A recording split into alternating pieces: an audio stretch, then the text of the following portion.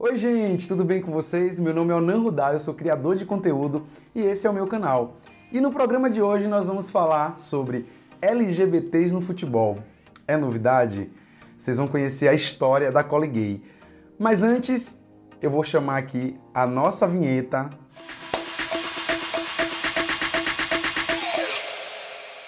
Antes de começar, eu quero pedir para você deixar o seu like, se inscrever aqui no canal, para ajudar nessa causa de combate à LGBTfobia e o racismo e outros preconceitos, não só no futebol, mas também em todos os lugares. Imagine uma torcida que quando o árbitro comete uma falha ou um roubo, a galera grita: "É hora do lanche, que hora tão feliz, queremos a bunda do juiz". É exatamente isso que fazia a Cole Gay. Mas antes de entrar na história propriamente dita da Cole Gay, é importante que vocês saibam que desde o surgimento do futebol aqui no Brasil, ele foi encarado como um esporte violento, praticado por homens machos, másculos, essa coisa toda. Inclusive, por décadas, as mulheres foram proibidas de praticar futebol aqui, Essa proibição começou durante o governo de Getúlio Vargas e depois acabou sendo prorrogada e, vamos dizer assim, reafirmada, inclusive pela ditadura militar. Mas foi no dia 10 de abril de 1977, ainda sob a vigência do AI-5, que surgiu a Cole Gay do Grêmio Futebol Porto Alegrense. Uma torcida completamente diferente do que as pessoas estavam habituadas a ver no estádio, porque ela era formada exclusivamente por pessoas LGBTQIAP+. E foi um fenômeno sensacional no Brasil inteiro, conquistou muita gente, causou muita polêmica na imprensa, foi uma coisa assim muito interessante da gente conhecer, e muita gente não conhece essa história, Infelizmente. Ela foi fundada por Valmor Santos, que é o criador. Na época ele era gerente de uma boate, também voltada para a comunidade LGBTQIAP+, que era chamada de Coliseu. E o nome é uma mistura justamente do nome da boate com o nome do Grêmio. Na época ele ficou ali pensando se o nome da torcida deveria ser Cole Grêmio, pensou outros nomes também. E ela inicialmente começou com 60 pessoas, 60 torcedores LGBTQIAP+, imagine, na década de 70, que torciam para o Grêmio. Depois ela ganhou mais de uma centena de pessoas que passaram a participar e a frequentar os jogos. Na ocasião, o time do Grêmio ia à cidade de Santa Cruz do Sul, no interior do Rio Grande do Sul, enfrentar o time local em uma partida que era válida justamente como classificatória do Campeonato Gaúcho. De início, logo no primeiro jogo que eles entraram no estádio, que foi aquela coisa que assustou, chamou a atenção de todo mundo, eles não foram bem recebidos pelos demais integrantes, das outras torcidas do Grêmio. Inclusive,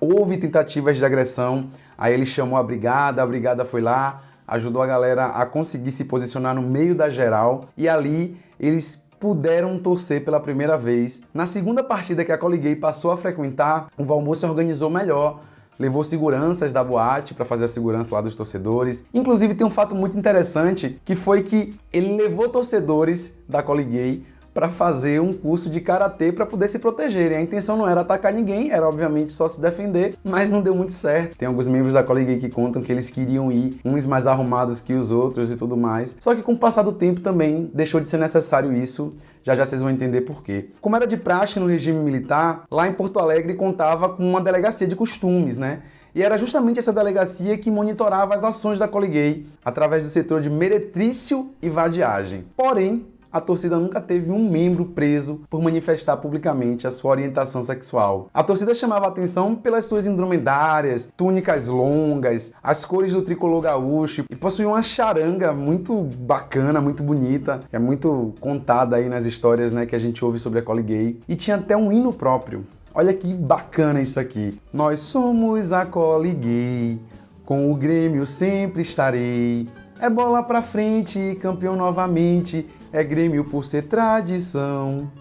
Sou tricolor pra valer, pra ganhar e pra vencer. Pro que der e vier, nós Cole Gays de pé quente estaremos presentes onde o Grêmio estiver. Muito bonitinho o hino da Cole Gay, Muito sensacional. Ela inclusive foi feita pelo parceiro lá do autor do hino do Grêmio, acabou não sendo gravada na época, mas o Valmor, sempre que conta essa história, faz questão de registrar o hino da Cole Gay. Uma das principais características dessa torcida era justamente a alegria e a animação. E eu tô suando assim, gente, porque aqui em Salvador tá um calor do cão. Mas vamos seguindo. No começo, o presidente do clube, que era o Hélio Dourado, tinha uma certa desconfiança Mas logo essa desconfiança passou. Outro fato interessante que aconteceu na mesma época foi que surgiram duas torcidas no Inter, que é justamente o rival do Grêmio. E essas torcidas, uma teve duração de no máximo 15 dias, que era chamada de Colinter, e depois teve uma outra chamada de Interflores, e elas não foram à frente justamente porque a diretoria do Inter era explicitamente contra a existência delas, né? Há relato até que torcedores do Internacional, o Valmor conta isso muito, pediram para entrar na Colgate, só que eles foram barrados, porque justamente, né, imagina só, vai fazer parte da torcida do time rival, se a torcida lá rival vai aceitar, a Colgate não aceitou, barrou, né? Mas a iniciativa também inspirou outros torcedores de outros clubes, pelo Brasil inteiro, foi uma febre na época, assim, tinha muitas torcidas com esse formato, e ao longo desse canal a gente vai poder conhecer um pouquinho melhor a história dessas torcidas, mas o exemplo bacana de se lembrar é em 79, que foi criada a Fla-Gay do Flamengo, e também a Foguei do Botafogo, depois surgiram outras torcidas no Corinthians e em outros clubes do Brasil, uma coisa assim que foi ganhando espaço, mas infelizmente com o tempo acabou se esvaindo, também vocês vão entender já já o motivo. Mas lá em 77, com o intuito de desmoralizar ou mesmo de humilhar os torcedores do Grêmio, a diretoria do Inter convidou a Colgate para poder fazer um desfile no intervalo do jogo, e durante esse desfile eles foram recebidos com pedradas, com frutas que foram jogadas, pilhas, um monte de coisa assim, né? Até sapatos jogaram lá na Colgate. E quanto mais a galera jogava coisas tentando atingir e agredir os torcedores, mais a torcida se animava, mais eles gritavam. E foi muito interessante porque no final a Colgate foi aplaudida, o Grêmio ganhou o jogo e rompeu uma hegemonia justamente que o Inter tinha sobre o Grêmio. E ganharam o reconhecimento da torcida e passaram a ser tratados como são bichas, mas são nossas. Isso é uma coisa que eu estou contando de um período muito diferente, né, da nossa história, um período inclusive ruim, que são os anos de chumbo lá, os anos da ditadura militar. Mas esse experimento aqui, essa experiência aqui vivida por essas pessoas dão pra gente assim uma dimensão de que a luta LGBTQIA+, sempre esteve presente, inclusive dentro dos estádios de futebol. Ela foi considerada uma espécie de amuleto do Grêmio, uma torcida pé quente, tanto pela imprensa gaúcha quanto pela imprensa nacional. Surgiu em uma época de vitórias do Inter, mas esteve presente na campanha de 77, do título gaúcho, né, que o Grêmio teve em 77, que acabou também com esse jejum que o clube vinha tendo há muito tempo sem ganhar. Tinha uma coisa que era muito interessante também, que eles relatam como uma novidade na época, que a Colgate não pedia ingressos à diretoria, como outras torcidas faziam. Ao contrário, eles ajudavam o clube comprando o ingresso para entrar, e mais do que isso, eles faziam campanhas importantíssimas, bolões, um monte de coisa para ajudar na construção do estádio olímpico do Grêmio, no anel superior, né? Na época o estádio não estava 100% pronto, foi terminar lá nos anos 80, 1880 para ser mais específico. Além disso, cada jogador tinha um cântico diferente. Por exemplo, vamos todos ao altar que chegou o Baltazar. Ou então, com tango ou sem tanga, nós queremos o manga. Sensacional, né? Era assim que eles eram recepcionados quando chegavam no estádio de futebol pela Colgate. Uma coisa muito bonita, muito interessante. O Valmor financiava também as caravanas dos Collie Boys, que eram como eles eram conhecidos quando eles iam acompanhar jogos em outras cidades, e eles iam numa Kombi que eles tinham. Então as histórias são as mais inusitadas possíveis. Era sempre muita alegria, muita festividade, mas também muita ordem. O Valmor fala sobre isso, né? Ordem, organização, para poder não ganhar, vamos dizer assim, mais ódio do que já tinha, né, contra as pessoas LGBTQIA+ naquele tempo. E uma outra coisa interessantíssima foi que em 77, depois do Grêmio ganhar do Inter o Campeonato Gaúcho, chamou a atenção do Corinthians também, que vinha 23 anos sem títulos, e a convite do presidente do Alvinegro Paulista, Vicente Mateus, que inclusive foi receber a Colgate foi convidada também para assistir o jogo do Corinthians lá em São Paulo, com tudo pago pelo clube, o presidente bancou tudo, e resumo da ópera, o Corinthians ganhou também. Muito legal. Óbvio que, apesar da aceitação que a Colgate tinha conquistado naquele tempo, existia também uma certa rejeição, sobretudo por parte dos meios de comunicação, né, de mídia, e que faziam charges maldosas, comentários, emitiam matérias assim completamente enfim, descontextualizadas e algumas, na minha avaliação, até mentirosas. A Colgate só encerrou as suas atividades por conta da necessidade de Valmor de deixar Porto Alegre e voltar para Passo Fundo, no interior, né, lá do Rio Grande do Sul, para cuidar da mãe dele que estava adoentada. Ele chegou a deixar a torcida sob responsabilidade de outra pessoa, mas assim, acabou não tendo mais o mesmo impacto, a mesma reverberação, acabou não conseguindo construir a mesma presença que tinha quando o Valmor conduzia a torcida. E aí, com poucos meses que ele teve que se afastar, aí a torcida acabou encerrando as suas atividades.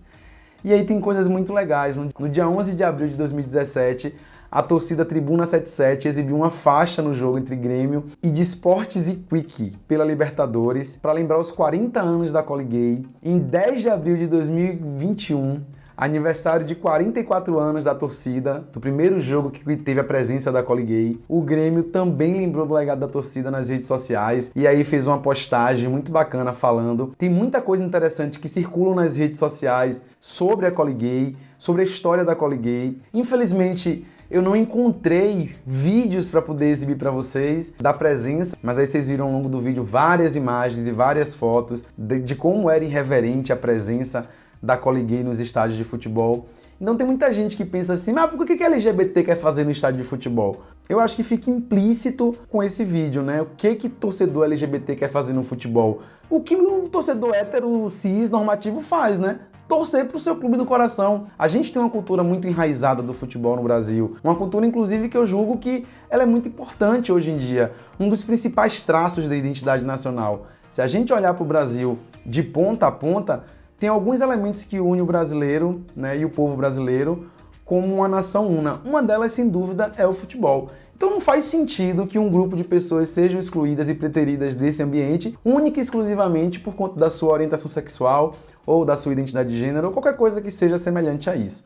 Mas infelizmente isso ainda acontece, tanto é que no Brasil hoje, nesse momento, a gente não tem nenhum jogador assumidamente gay, que, enfim, o fato de não ter assumido não significa que eles não existam, eles existem, mas existem com medo de se revelarem por conta do medo da perseguição, e nós vamos falar sobre isso também aqui em outros episódios do nosso canal, né? Estamos aqui hoje só inaugurando, é o primeiro vídeo, para vocês conhecerem também um pouquinho. E aí, se você gostou, não esquece de deixar o like, porque isso ajuda muito o vídeo a ganhar relevância, e mais pessoas poderão conhecer essa e outras histórias. Se inscreve no canal, ativa o sininho para receber notificação sempre que tiver vídeo novo. E se você quiser conhecer mais sobre a Colgate, tem fontes e links na descrição. Tem um livro da Colgate que foi feito por Léo Gretschmann, eu acho que é assim que fala o nome dele, eu não sei. E tem esse livro aqui também que eu vou mostrar para vocês em muitos momentos, em vários momentos aqui do nosso canal, que é o livro Bicha, do meu amigo João Abel, Homofobia Estrutural no Futebol.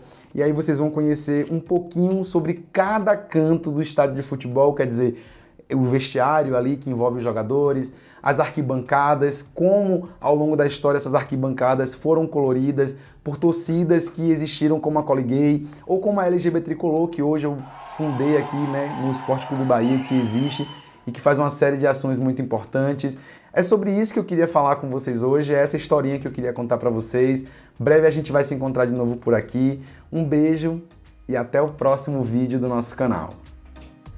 Eu espero que tenha ficado bom. Vou dar só uma secadinha aqui, tipo, antes de continuar.